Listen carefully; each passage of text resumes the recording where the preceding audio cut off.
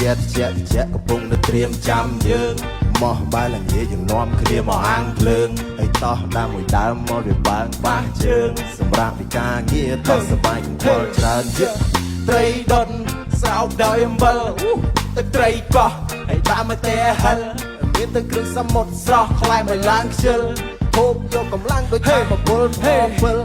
រាល់ថ្ងៃនេះខ្ញុំគិតអីរាល់ថ្ងៃនេះខ្ញុំធ្វើអីរាល់ថ្ងៃនេះនៅសល់អីបងក៏រឿងសប្បាយតន់មានថ្ងៃរាល់ថ្ងៃនេះខ្ញុំគិតអីរាល់ថ្ងៃនេះខ្ញុំធ្វើអីរាល់ថ្ងៃនេះនៅសល់អី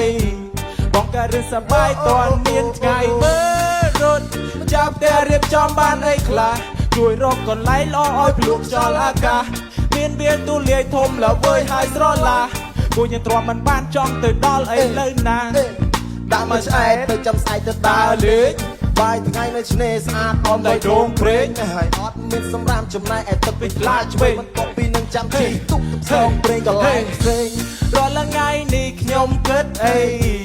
រាល់ថ្ងៃនេះខ្ញុំធ្វើអីរាល់ថ្ងៃនេះនៅសល់អីបងក៏រៀនសប្បាយតន់មានថ្ងៃរាល់ថ្ងៃនេះខ្ញុំគិតអីរាល់ថ្ងៃនេះខ្ញុំធ្វើអីរាល់ថ្ងៃនេះនៅសល់អីបងក៏រៀនសប្បាយតន់មានថ្ងៃអី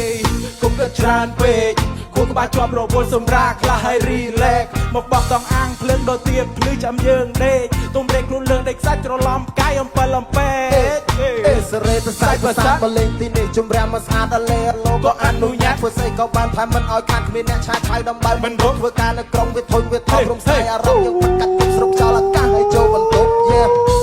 រាល់ថ្ងៃនេះខ្ញុំគិតអីរាល់ថ្ងៃនេះខ្ញុំធ្វើអីរាល់ថ្ងៃនេះនៅសល់អីបងក៏រឿងសប្បាយតន់មានថ្ងៃរាល់ថ្ងៃនេះខ្ញុំគិតអីហើយរាល់ថ្ងៃនេះខ្ញុំធ្វើអីរាល់ថ្ងៃនេះនៅសល់អីបងក៏រឿងសប្បាយតន់មានថ្ងៃហេហេហេហេបងក៏រឿងសប្បាយតន់មានថ្ងៃហេហេហេហេបងក៏រឿងសប្បាយតន់មានថ្ងៃ